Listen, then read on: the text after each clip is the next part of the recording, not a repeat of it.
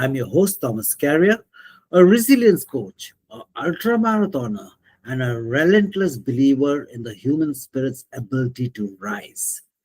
This podcast is a companion to my book, Resilience+RISE 26.2 Transformative Miles to Unleash Your Marathon of Life Mindset. Each episode is a raw, unfiltered dive into the stories of those who have faced life's hardest battles and emerged stronger.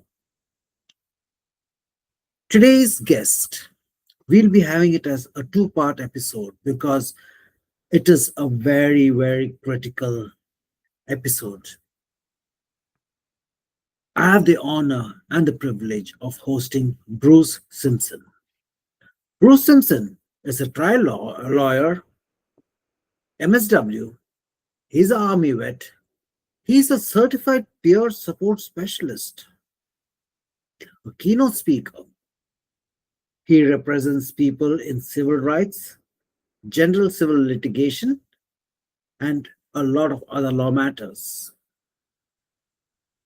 His agenda is helping marginalized individuals.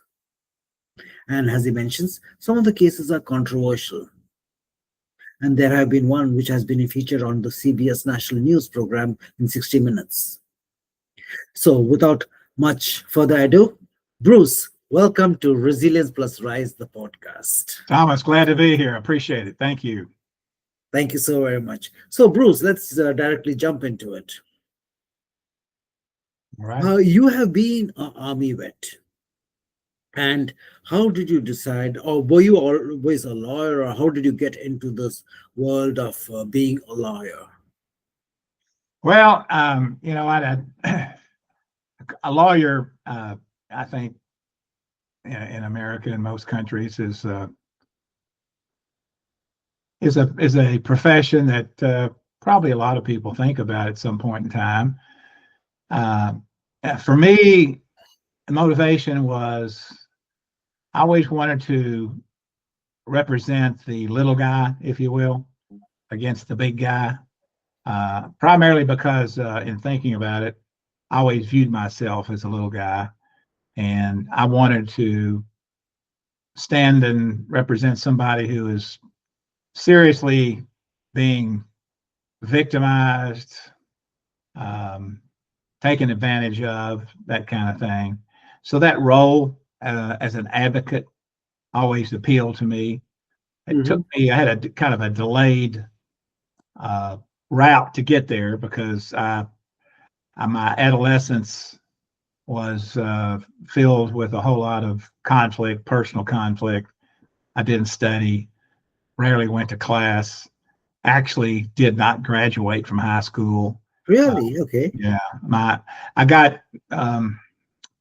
I got promoted only because I flunked all the courses that I had to take, but one teacher felt sorry for me and told me, I'm going to pass you. And she called my parents, and then she resigned from teaching. Oh, okay. I don't know if it was because of me, but she only taught the 1 year, and she knew I had to pass her class to graduate. And she told me that since I only had a 46 average out of 100, that I didn't deserve to pass, but I'd flunked so many other courses, I wasn't going to graduate. And so she said, I'm going to pass you anyway, and I'm going to tell your parents, but I would like for you to go to summer school. I didn't go to summer school. I mean, honestly, I didn't care whether I flunked out, or it didn't make any difference. I was had such low self-esteem, and me getting in trouble, going to the principal's office I took great pride in it. I'd have dreams about, being a lawyer or something, but I didn't really put any effort into being one. And then, so that was in 1968 when she passed me. And then I went to college, or tried to, but then I didn't go to class. I got involved in an organization called the Students for Democratic Society that protested the war in Vietnam quite a bit. I was very successful in protesting the war, but I never went to class. and I flunked out of college, got drafted, and got got drafted to the Army. I was in there a couple of years and got out, and So, then a question which comes up over here is that you were the protester against the war, yes, and then you were pulled up to go and fight in the war. that's correct. Yes, What was your thoughts during that time? but I made a mistake. I should have studied. I did, you know, but and but when you're immature, poor self-esteem, you're kind of a lost soul, if you will, and I was, and it was just a consequence of my own lack of effort, intentional lack of effort on my part, and but the Army gave me a wake-up call. I got drafted into the infantry and Okay. had orders for Vietnam, left to go to Vietnam, went to Fort Lewis, Washington to ship out, and they held up all the infantry people. This was in January of '71. They held all the infantry people up. I think there were like 3,000 of us going over that week to Vietnam. They held us all up for about a week. Then they called a formation, all of us, and Sergeant read off a list of 201 names, and everybody else got dismissed. And he came over and said, there's a crisis at the Berlin Wall with the Russians. You guys are needed. Turn in your combat tropical uniform. You're going to be flying to Berlin 2:30 this morning from Seattle Tacoma Airport. And so all of a sudden, out of nowhere, my orders got shifted from Vietnam to Berlin, West Berlin. This was when Berlin was behind in East Germany. East and the West. And, so I spent a year and a half there. And then when I got out, it gave me a wake-up call. I'm like, okay, I better start, get my stuff together here and trying to get an education. And when I got back from the Army at 23 years old, I was motivated to start studying. And I did, and went and got a bachelor's degree, a master's degree in social work, did child abuse investigation for a while, then worked with the Kentucky legislature for 4 years on the Senate Health and Welfare Committee. I staffed, drafted legislation, and did research reports, and then finally decided at the age of 30 to go to law school. Graduated in 1983, and I've been practicing law ever since, 42 years this year. So wow, congratulations! And I love practicing law. I love. That's wonderful. I do. So was it that because sometimes, not sometimes, I mean, what I believe in life is that some of our deepest of purpose comes from our deepest of wounds, or some of the times wherein we are hurt so badly, like we decide, no, this was not what was supposed to be. I want to make a difference. Was it the war that changed you, saying that because maybe you would have seen life and death in such close quarters, or or was it your peers that they had already their plans about the future? What was it? I think it was, it was about just, I realized that, I was going to be some hourly job or unemployed, or Army just instilled in me a sense of responsibility and discipline, to be more serious about whatever I was going to do. I can't say that, I had such poor grades in college. After 3 semesters when I flunked out, I had like a 0.9 average GPA. And I knew it was going to be very difficult for me to get into law school with a very low GPA, even though when I went back for the next, 3 years, I made A's. I did very well, but it's very difficult to pull up a 0.9 and be competitive with other students. So I kind of delayed even going to law school because I didn't think I'd get in. But after I worked for 4 years and I was doing a lot of things that lawyers did and working with the Kentucky legislature and drafting legislation that I thought maybe I could do this work. And so I did apply for law school and got admitted. And I was an older student. I started at 30, graduated when I was 33 years old, and started practicing when I was 33. But law profession always appealed to me just simply because I wanted to fight for somebody that was like me, that didn't feel very worthy about themselves. So even though I became a lawyer and took on that role, I still felt very poorly about myself. I Okay. didn't tell anybody about it, but I've had very low self-esteem over the next probably first 10 or 12 years of my practice. And then people started to tell me they would see my trials, and some of them would be publicized, and they would compliment me. And I didn't believe them. I didn't believe that I was a good lawyer, but I liked hearing them tell me I was. And for the first time in my life, in my early 40s, I finally felt like, well, I'm good enough, at least in the eyes of some people. I'm Okay. finally good enough in the eyes of other people, not myself, but my mission was to be validated by other people. I had to get validated by other people to feel like I was worthy. And I would hear those compliments. It didn't go to my head, but for the next 30 years, I heard them up until January of 2023, 23, when yeah. I had a mental health crisis, and things went downhill pretty quick. So that's what I was coming to, is that from what I've been hearing, you say that you were happy doing what you were doing. Hmm? Because if you did not like it, you would have walked away from that particular Right. area. No, There's always a choice, right? yeah. Well, it wasn't because I was dissatisfied with being a lawyer. I got a lot of personal satisfaction in helping people, fighting for them. It's a role that I embraced. That's never been a problem, the work of being a lawyer.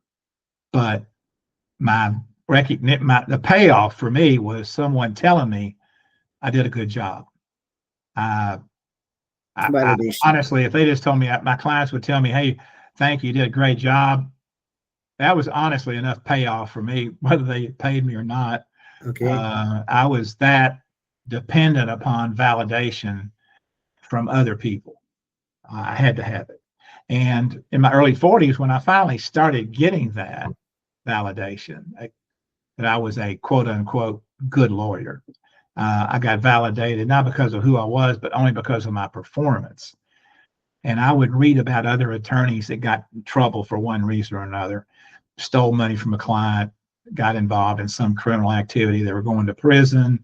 They were going to get disbarred, lose their license. Their story would be on the front page of the newspaper, on television.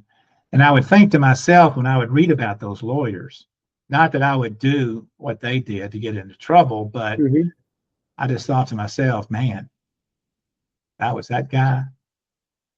I killed myself. I could not live with that humiliation. And so, really, from my early 40s for the next 30 years,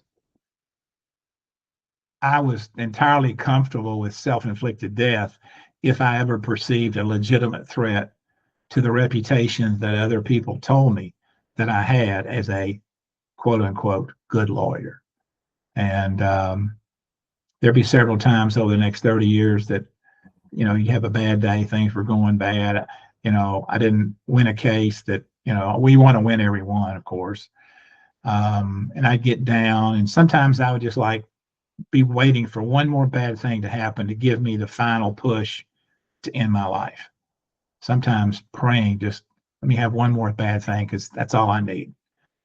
But it never happened until January of 2023, when I opened the mail from a decision, an appellate court decision in Kentucky, from the Kentucky Court of Appeals, in a high-profile case that I had won at trial. It was a big upset win. My clients were ecstatic. I was ecstatic. It had a lot of publicity. I got a lot of validation from the media, my clients, my colleagues in the legal profession. And but I started experiencing some health problems in 2022, about 9 months earlier.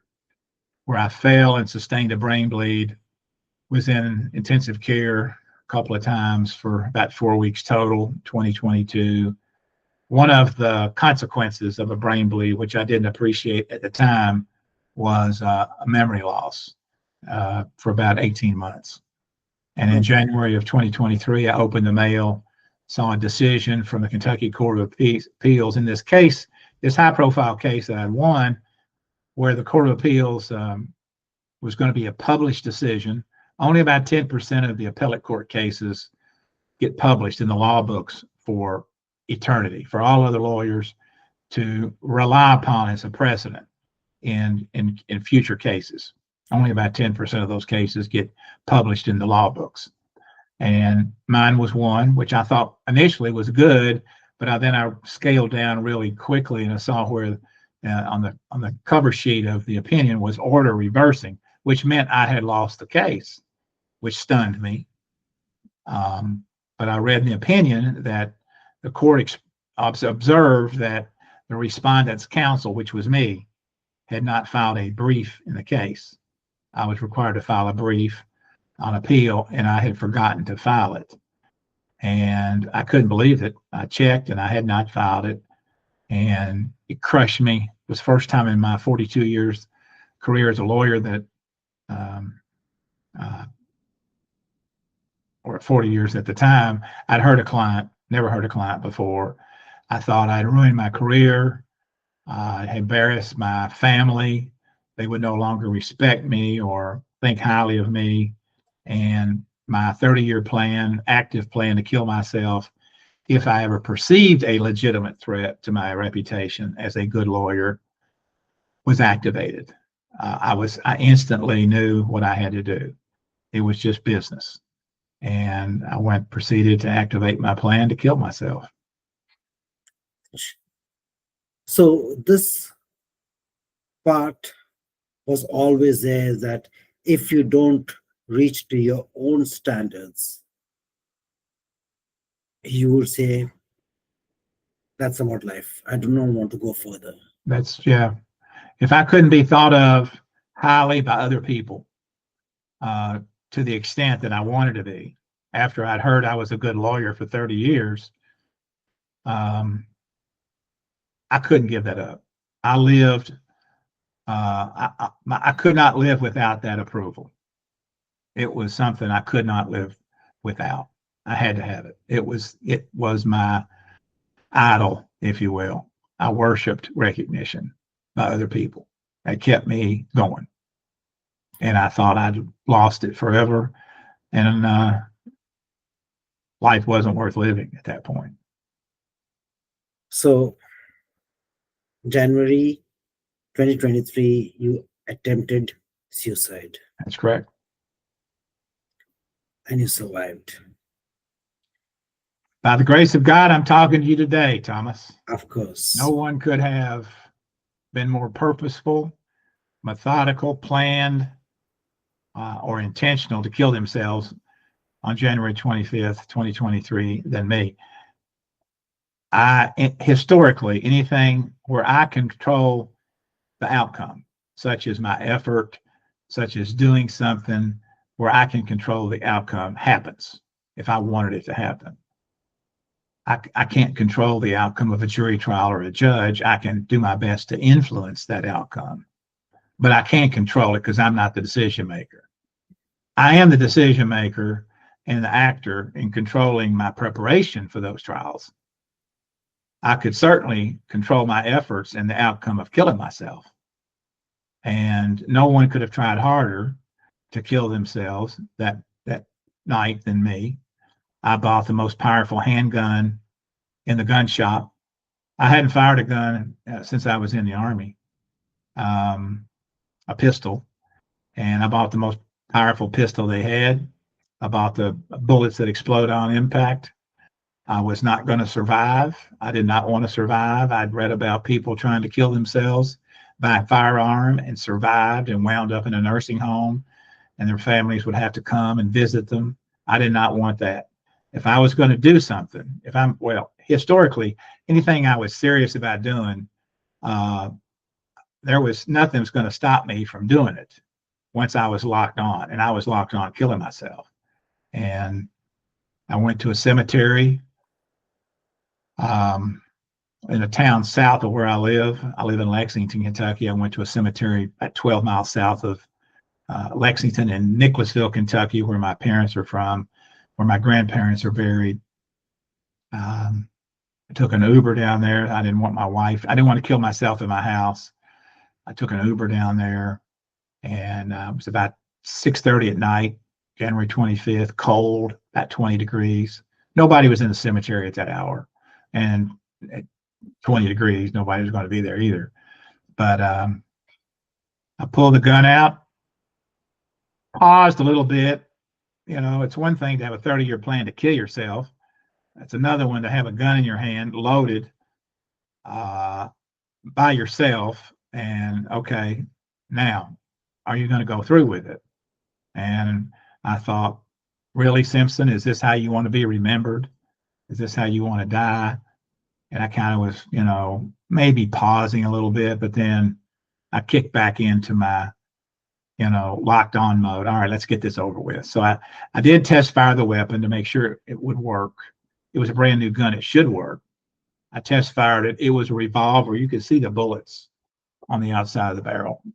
And I test fired it, pulled the hammer back, saw the bullet rotating to the firing chamber, pointed it to the ground, pulled the trigger, and it was loud. I mean, really loud.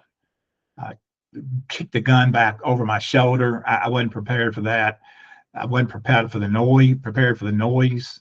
Dogs started barking all around the cemetery. I was worried people would come out, and I didn't want someone to witness what I was about to do. So I called 911, emergency operator, told them there was a body in Maple Grove Cemetery in Nicholasville. And the dispatcher asked me where the body was, and I told her. She asked me if I would be there to assist the officer. I said I would, and she told me the officer's en route. So I knew, you know, I got to get this done. I got to get it done. Officer's coming. I got to get this done before he gets here. I removed the spent bullet casing from the bullet that I test fired. I didn't want to make any mistakes. I was only going to do this one time. Put that empty casing in my pocket, pull the hammer back again, saw the next bullet rotate into the firing chamber just like it had done during the test firing, put the gun, pointed it to the side of my head, and I pulled the trigger. And the hammer hit the bullet, and the bullet didn't fire. And I was dumbfounded. I was like, what? What? I was supposed to be dead. I wanted to be dead, but I was alive. And then I see the police officer coming through the entrance gate driveway towards me, about 75 yards away. For a brief moment, I thought about pulling the trigger again, but I froze when I saw him because I didn't want anybody to witness what I was about to do, even a police officer. So I quickly put the gun in my pocket, hoping he didn't see me. He drove up next to me. I had no lies to make up at all. And I kind of stammered. He rolled the window down. I apologized. I said, I'm sorry. It was a garbage bag. It wasn't a body. And he looked and said, well, I said, I'm sorry you had to come out. He said, well, that's okay. You know, thanks for calling in anyway. And he drove off, but he didn't leave the cemetery, which meant I still didn't want to kill myself. I wanted to finish my mission. It was a mission. I was locked on.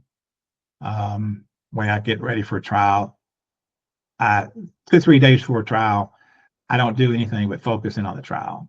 I was focusing on death. But I didn't want to kill myself when he was parked there. So I started to walk out of the cemetery because I was cold and I didn't know how long he was going to stand there, and I couldn't stand there with him there. Anyway, so I walked out. I was going to go to a gas station across the street to get warm, and a thought occurred to me to call a lawyer in Nicholasville, who he and I used to be good friends, Bruce Smith. We'd had a case against one another, first time ever, 5 years earlier, and it got really contested, and unfortunately ended our friendship. I hadn't talked to him in 5 years at all. But the thought occurred to me, call Bruce Smith. I called him. He answered. I didn't tell him I was down there to kill myself or that I had a gun. I had no lies to make up. I said, well, my wife and I had an argument, Cindy, and I took an Uber to the cemetery to meditate. I'm a horrible liar. That may have been one of the worst I've ever told. But he came and got me. We went to a bar, healed our friendship. My phone, my wife had found a note. I'd written a note before I left the house, put all my estate documents on the kitchen counter.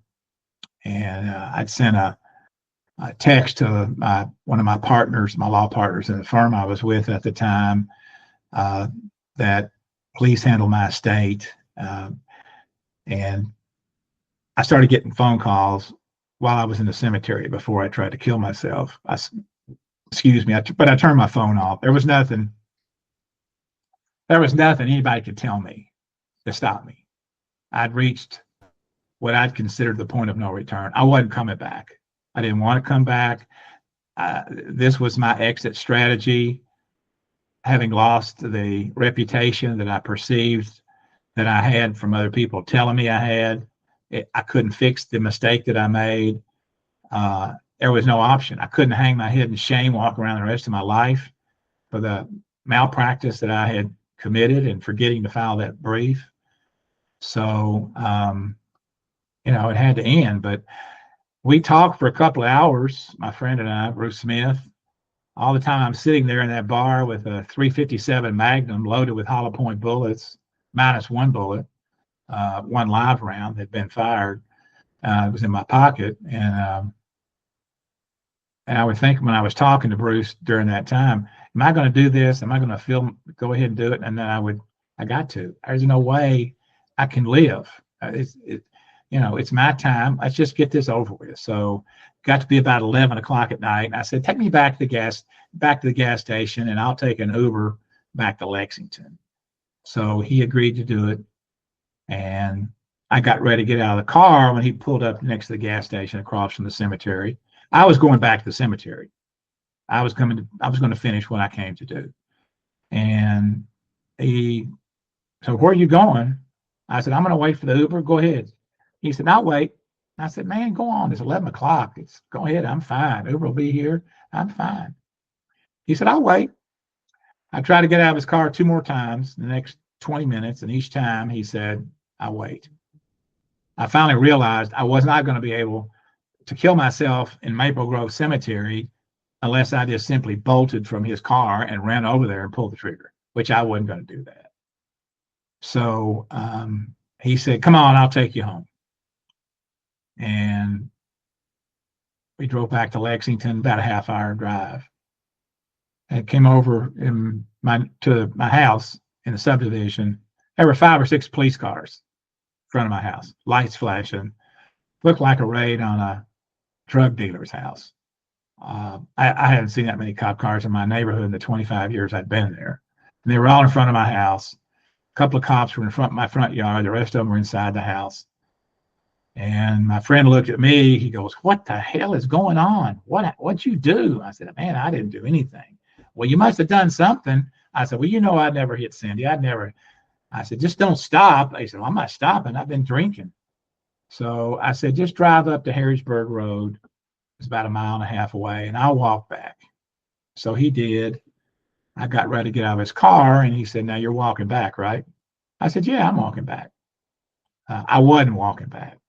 I was never going to go to my house when he dropped me off. I was going to go someplace else and finish the mission that I was on that day. There was no option for this. I've been planning this for 30 years. I was very comfortable with it. I was not crying. There were no tears. It was just a business decision. It's my time to end my misery. And it's just time to go. And honestly, I was actually kind of relieved that I'd finally got that final push, that final triggering mechanism to push me over the edge in my life. It was actually, I felt relieved that I could finally do this thing that I've been contemplating for 30 years. As bizarre as that sounds, that was me. I was determined to die. After he left, I walked down this stormwater detention basin, big stormwater detention basin. Was away from view with big hole in the ground. Pulled the gun out for the final time. And then I thought, he just spent 30 minutes with me. We healed our friendship. He drove me all the way back. Now I'm going to kill myself. How's that going to make him feel? And I kind of was pausing again about, but I got back on track, refocused. All right, let's get this done. Let's just get it over with. It's got to happen. Just do it.